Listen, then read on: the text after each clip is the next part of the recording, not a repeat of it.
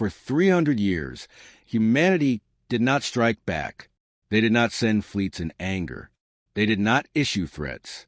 They did not raise their voices in the halls of the Galactic Council. They endured. The Varelian Combine called it weakness. It began with trade limits. Human goods were taxed higher than any other species. Shipping lanes were delayed for inspection. Contracts were canceled without warning. Each time, Earth's ambassadors responded with calm statements and formal complaints. Then came the border incidents.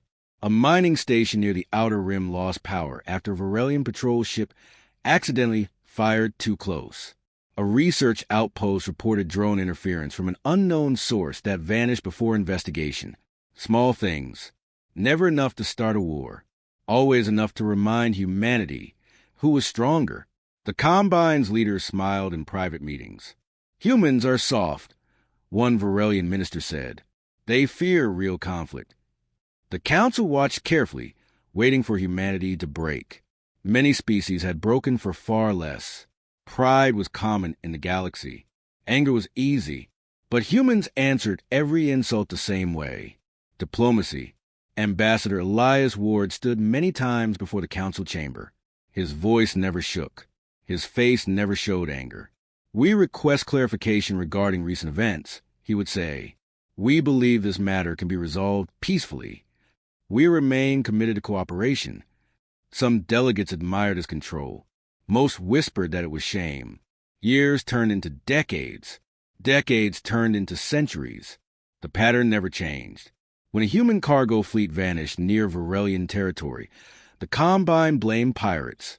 When a colonial communication relay was hacked, they blamed system errors. When a defense satellite misfired and damaged a civilian transport, they called it a tragic malfunction. Always an accident. Always a misunderstanding. Always just small enough. The humans rebuilt. They repaired. They negotiated. They did not retaliate. In military academies across the galaxy, human behavior became a case study. "Observe the Terrans," instructors would say, a developing power unwilling to defend its pride. Cadet Saran of the Calthari Union listened carefully during one such lecture. He was young, curious, and not yet shaped by politics. Why do they accept it? Saran asked his instructor one cycle.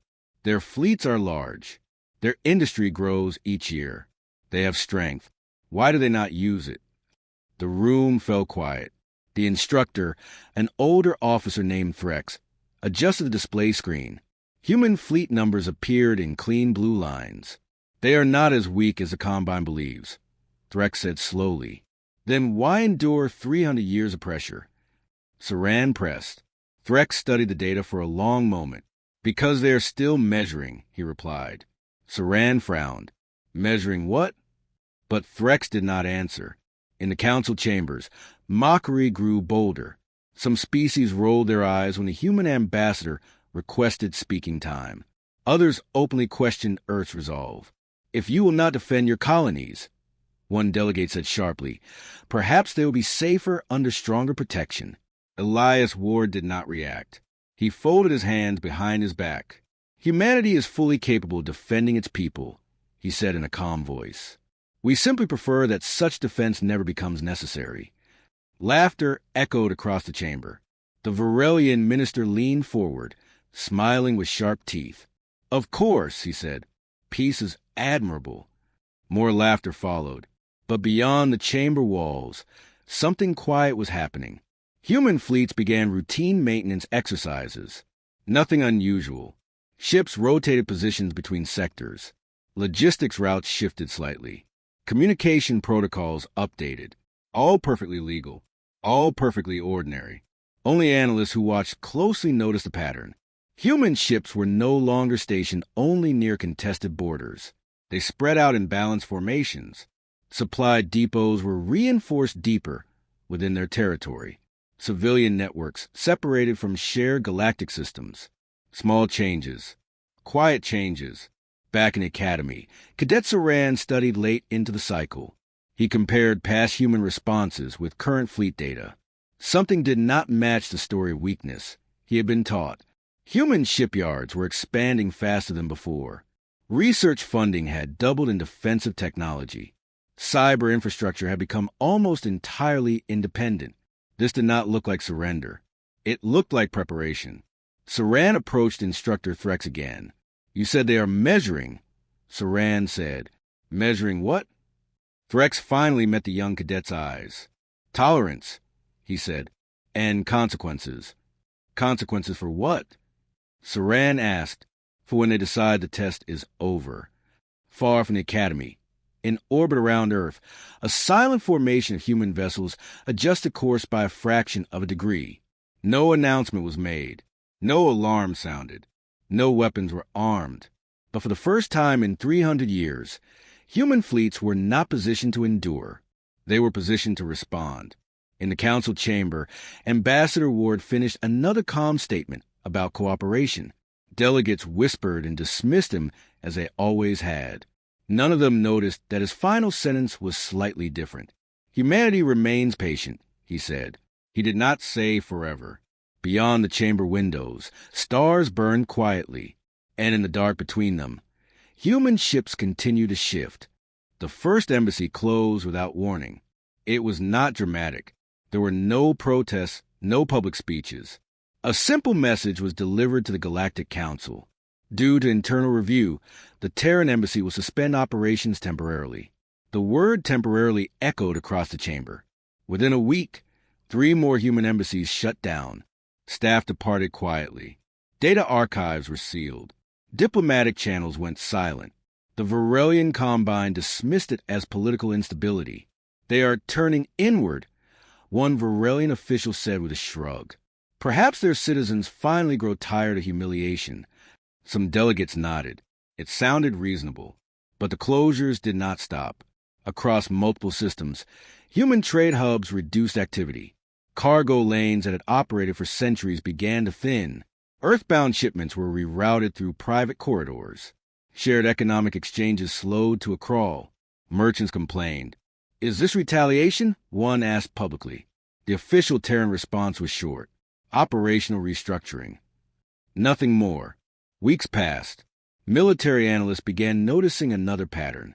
Human satellites along disputed borders were shifting position, not toward enemy space, but away from it. Surveillance arrays reoriented. Communication relays adjusted their frequencies. Again, nothing illegal, nothing aggressive, just movement.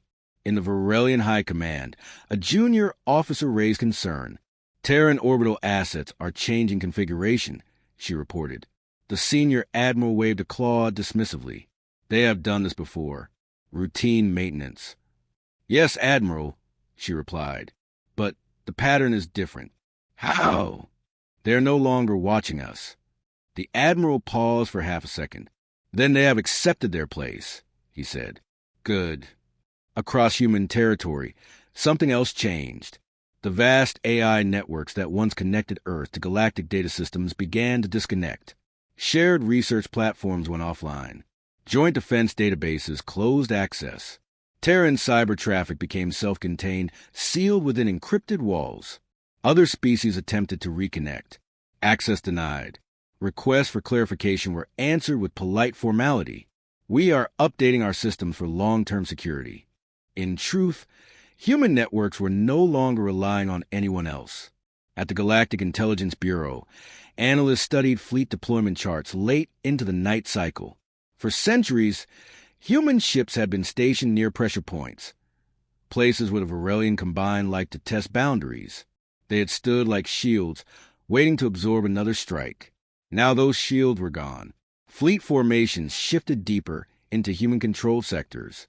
Instead of guarding borders, they created layered positions within Terran space. "Why would they pull back?" one analyst asked. "It makes them look weaker," another said. But an older intelligence officer leaned closer to the display. "They are not pulling back," he said quietly. "They are consolidating." Supply chains changed next. Freighters once spread across open trade routes now moved along secure internal corridors. Fuel reserves increased near central shipyards. Manufacturing hubs operated at higher output, but produced defensive platforms and infrastructure instead of export goods. Colonies on distant worlds received new instructions. Autonomy protocols activated. Each colony established independent power grids, localized defense systems, and secure communication links that did not rely on galactic networks. It was as if humanity was preparing to stand alone. Still, the Varelian Combine remained confident. They isolate themselves, the Varelian minister said before the council. Isolation is weakness. Some delegates agreed. A species that cuts ties loses influence. But quiet voices in the chamber began to worry. Cadet Saran, now assigned to a junior intelligence post, studied updated Terran movement patterns. He remembered Instructor Threx's words. They are still measuring. He opened a new data stream and compared 3 centuries of incidents against current human adjustments. Every sanction, every border accident, every sabotage attempt. The numbers formed a clear curve. Human responses had always been calm, always limited, always measured. Until now. Now there was no response at all. Just silence. One morning, every major galactic news network received the same transmission from Earth. It was not marked urgent. It was not encrypted beyond standard protocol. Ambassador Elias Ward appeared on the screen, standing alone against a simple dark background. His expression was steady. "We have completed our assessment," he said. That was all. No accusation, no explanation, no demand. The transmission ended. Confusion spread quickly. Assessment of what? Trade? Diplomacy? Security threats? The council requested clarification. No reply came. The Varelian Combine issued a public statement hours later. Terran internal review has concluded. We welcome continued cooperation. Privately, Varelian commanders order routine patrol expansions near contested sectors, one more small pressure maneuver to test if humans were truly withdrawing. They expected the usual protest, the usual calm words. Instead, they received nothing. No message, no complaint, no warning. Human fleets did not move toward the border. They did not broadcast outrage. They simply remained in their new positions, waiting. In the Academy archives, Instructor Threx watched the same transmission with folded hands. Saran stood beside him. What does assessment mean? Saran asked softly. Threx did not answer immediately. He watched human fleet signatures stabilize into a pattern that looked less like defense and more like structure. It means, Threx finally said, they believe they understand us. Across the galaxy, leaders debated theories and dismissed concerns. But in the silent space between stars, human ships no longer drifted uncertainly. They held formation with quiet precision. The galaxy had tested their patience for 300 years. Now humanity had finished measuring. And no one understood what would happen next. The Varelian fleet crossed a border at dawn cycle. It was not an invasion. It never was. Officially, it was a navigation correction. A simple drift too close to human space.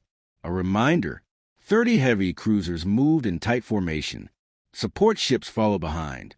Their engines burned bright against the dark. Admiral Karras stood on the command deck and watched the stars ahead. Hold position just inside their patrol line, he ordered. Let them see us. For 300 years, this tactic had worked. Humans would send a formal protest within the hour. Their border ships would move closer, but never fire. The council would debate. The Combine would deny intent. The pattern was predictable. A junior officer turned from her console. Admiral, no Terran response detected. Karras smiled slightly. They are slow today. Minutes passed. Still nothing. Then, without warning, the navigation grid flickered. The star map on the main display distorted. Coordinates blurred. The fleet's positioning lines vanished. Recalibrate, Karras ordered calmly. We are attempting, the officer replied. Her hands moved quickly. The screen did not respond. Admiral, another voice called out, weapon systems are not responding. Karras turned sharply. Explain. Targeting arrays are offline. Power is active, but fire control is unresponsive. A third officer looked up, fear in his eyes. Communications with outer ships have collapsed. Internal channels are failing. The command deck grew tense. Switch to manual systems. Kara snapped. We cannot, came the answer. Manual controls are locked. Across the fleet, engines remained running. Power flowed through every system. Life support worked perfectly, but nothing could be commanded. Ships drifted in perfect formation, unable to move, unable to fire, unable to speak. No alarms blared. No explosions lit the void. Just silence. Within 30 seconds, the entire Varelian fleet became still metal in space. Kara tried to access Central Command override. The system rejected him. Authorization denied. Denied. He stared at the words as if they were written in a foreign language. On the edge of human territory, a small Terran observation vessel recorded the scene. It did not arm weapons. It did not approach. It simply watched. Far beyond the border, deeper within Varelian space, similar problems began to appear. At a major war factory, automated assembly lines slowed. Robotic arms paused mid-motion. Screens flashed error messages. Connection loss. Technicians rushed to terminals. They attempted to reboot the network. Nothing responded. Drone hangars across multiple sectors reported the same issue. Thousands of unmanned fighters remained docked, unable to activate. Their control systems were frozen. Strategic Command on the Varelian homeworld experienced a full systems blackout. Not darkness, not destruction, just lockout. High-ranking officers entered passcodes that had worked for decades. Access denied. They attempted secondary codes. Access denied. External data feeds were cut. Fleet telemetry vanished. Border units stopped transmitting. Panic began to spread, not because ships were exploding, but because nothing was happening at all. On dozens of screens across the galaxy, analysts watched the same event unfold. The entire Varelian military network had gone silent. Cadet Saran stood in the Intelligence Bureau, staring at live data streams. "This cannot be coincidence," he whispered. Instructor Threx stood beside him. "It is not," Threx replied. Back at the frozen border fleet, Admiral Kara felt sweat gather under his collar. "Is this sabotage?" he demanded. "No physical damage detected," the engineering officer answered. "All systems are intact." "Then restore control." "We cannot." Every ship in its formation drifted in perfect order, as if waiting for permission that would never come. Across the galaxy, a new transmission began to appear on official channels. It did not override systems. It did not interrupt emergency lines. It simply broadcast. Ambassador Elias Ward stood once more before a plain background. His voice was calm. Testing phase concluded. Nothing else. No threat followed. No demand. No explanation. The transmission ended. In the Galactic Council chamber, delegates stared at each other in stunned silence. Reports flooded in from Varelian sectors. Factories powered down. Defense grids inactive. Command networks inaccessible. Civilian systems remained untouched. Hospitals functioned. Power plants supplying cities remained active. Public communication networks worked normally. Only military infrastructure was paralyzed. "Have the humans fired upon anyone?" a delegate asked. "No," came the reply. "Are there casualties?" "None reported. Just paralysis. Complete and perfect." In the Intelligence Bureau, Saran replayed 3 centuries of data in his mind. Every small attack, every insult, every pressure maneuver. "They were mapping it," he said slowly. Threx nodded once. "They were never enduring weakness," the instructor said. "They were studying response patterns, network structures, command hierarchies, studying vulnerabilities." Saran finished. Across the galaxy, leaders began to understand the same truth. Humanity had not been passive. They had been patient. Every sanction, every border violation, every act of sabotage had revealed another layer of the Combine systems. For 300 years, humans had watched, measured, learned, and when they finally acted, they did not destroy. They simply removed the ability to threaten them. At the edge of Terran space, Admiral Kara stood powerless on his bridge as human observation ships held steady at a distance. No weapons locked onto him. No missiles launched. Just silent witnesses. For the first time in 3 centuries, the Varelian Combine was no longer testing human patience, because the testing had ended, and the galaxy now understood something that made the silence far more frightening than war. Humans had never been absorbing humiliation. They had been preparing for the exact moment. They decided they had seen enough. The collapse did not come with fire. It came with numbers. Within hours of the fleet paralysis, Varelian financial markets froze. Military contracts were suspended. Defense industries, once the pride of the Combine, stood silent. Without access to command networks, automated logistics could not distribute materials. War factories that had powered entire sectors simply remained powered down. No explosions, no smoke, just stillness. Cargo ships loaded with military supplies drifted in docking bays, waiting for orders that never arrived. Payment systems tied to defense operations stalled. Investors pulled back. Trade partners hesitated. The Varelian economy had always leaned on strength. Now strength could not move. Civilian systems remained untouched. Cities stayed lit. Hospitals functioned. Public transport ran on schedule. The average citizen could still buy food and go to work. But beneath that calm surface, fear grew. Military fleets still existed. Thousands of ships rested in orbit around strategic worlds. But they were useless. Navigation systems did not respond. Targeting systems remained locked. Command codes were rejected. Admirals could look at their fleets through observation windows, but they could not command them. It was like owning a sword that could never be lifted. Allies began to distance themselves. The Trask Union issued a formal statement. We are suspending joint military exercises with the Varelian Combine until further notice. The Lyran Coalition quietly withdrew shared defense agreements. No one wanted to be connected to a power that could be turned off so easily. Inside the Varelian High Council, arguments erupted. This is your fault, one minister shouted. You pushed too far. We have tested every rival for centuries, another replied. They always accepted it. Humans are not like the others, a third voice said. Silence followed that statement, because everyone knew it was true. On distant worlds, smaller species watched in fear.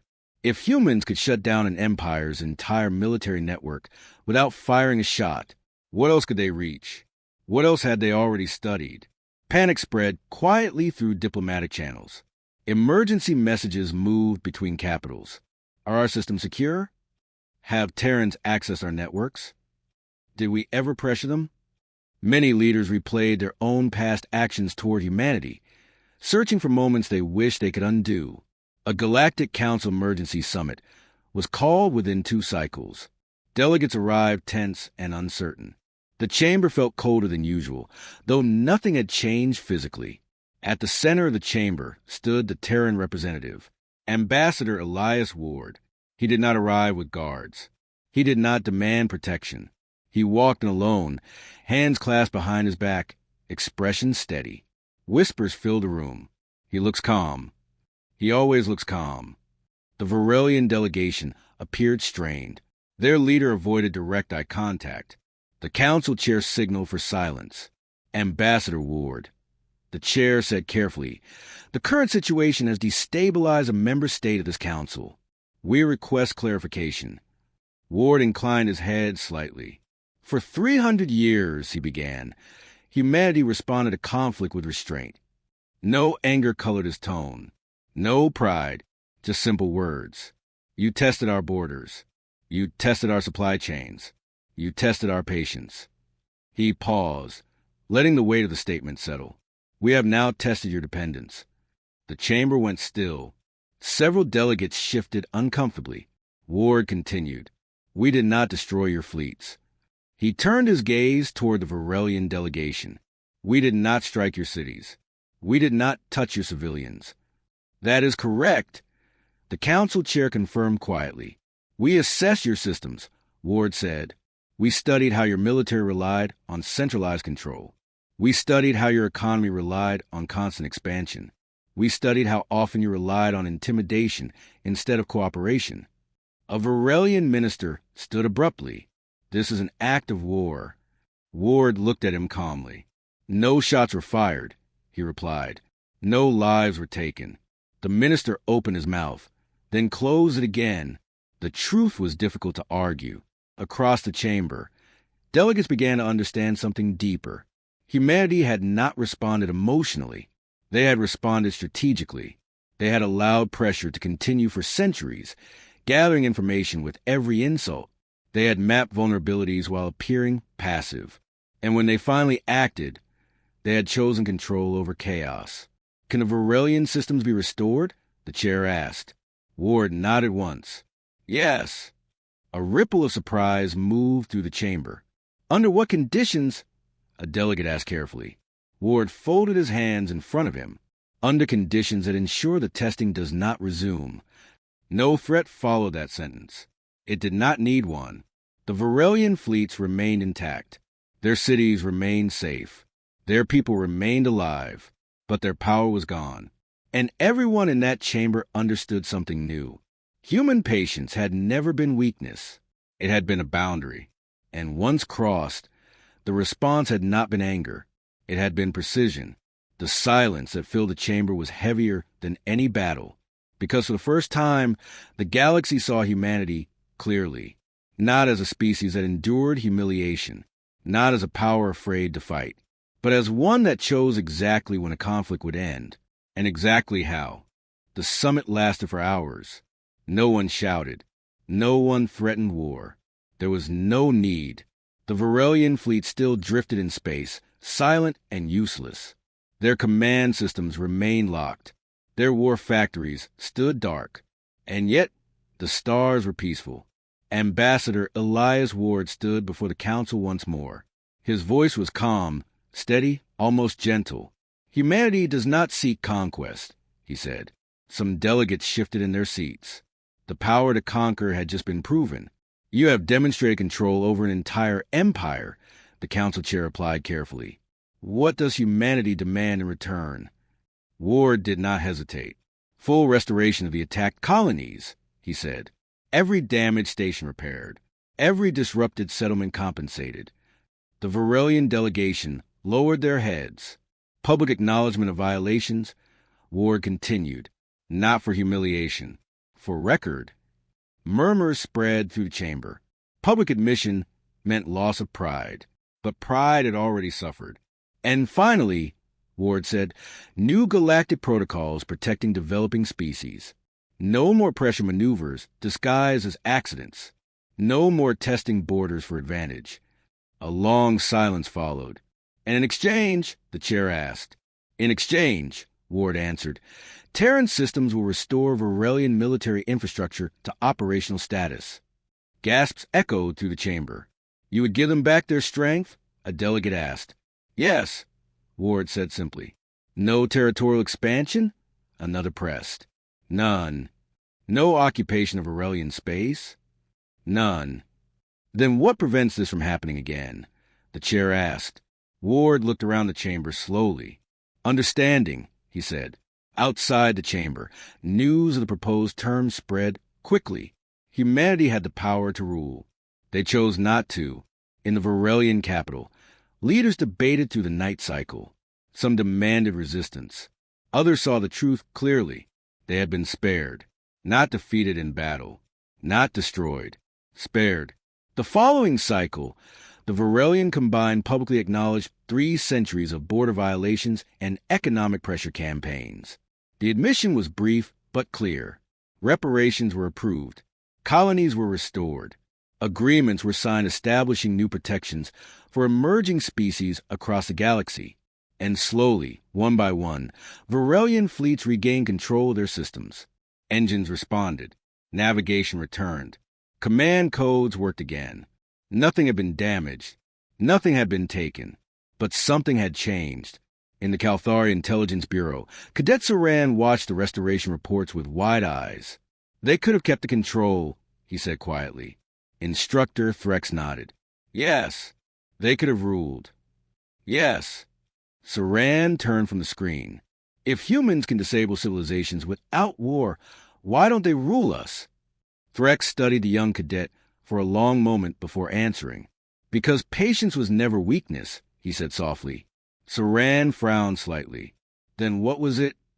Mercy, Threx replied. He gestured toward the display, showing restored Varelian fleets. They endured for 300 years not because they lacked strength. They endured because they hoped the testing would stop on its own. And when it did not, Saran asked, they ended it. Cleanly, precisely, without blood. Across the galaxy, smaller species began to view humanity differently, not as a passive power, not as an easy target, but as something far more unsettling. A civilization that could absorb insult without flinching. A civilization that could dismantle an empire without firing a shot. And a civilization that, even then, chose not to dominate. In the Galactic Council chamber, Ambassador Ward prepared to leave after the final agreements were signed. The council chair spoke quietly. You have changed the balance of power. Ward paused at the doorway. We have changed the definition of restraint, he replied. Outside, stars burned as they always had. Trade lanes reopened. Embassies resumed operations. Military exercises returned, careful now, measured, but every species remembered the silence. They remembered the moment fleets froze, the moment factories stopped, the moment an empire realized its power had always depended on systems someone else had quietly mapped. The galaxy did not fear when humans were provoked. Provocation was common. It feared the moment they decided they had measured enough,